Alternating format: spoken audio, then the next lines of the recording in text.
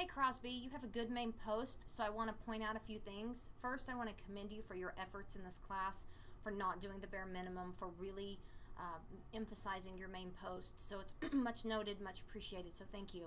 You have really good answers here, and the first thing I want to point out is I've been responding to these and reading through all of these, and most people don't like this story because well, and I like that you do like it.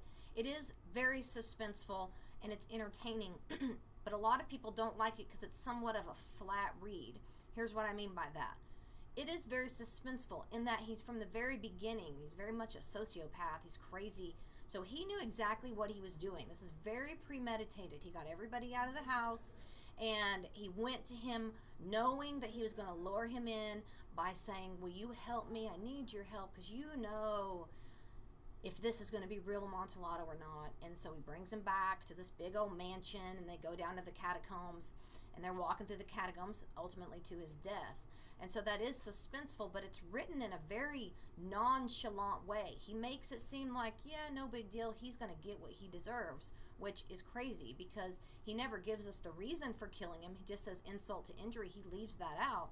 But whether or not it was you called you said my shirt was ugly, or you don't like my shoes, or if it was something bigger as he broke his leg or punched him in the face, we have no idea what this insult to injury is. We don't know what that is.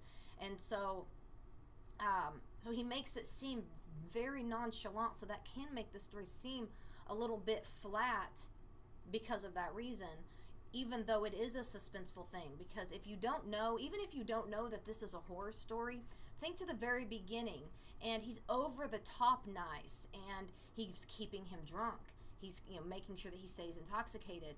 And so just the way that he is in the beginning and luring him in, it's almost you get that foreshadowing that something is about to happen because he's being over the top nice.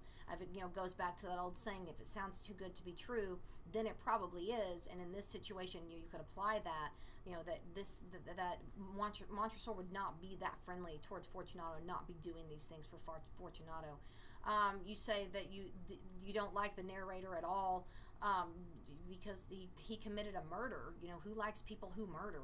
Nobody. So I agree with that.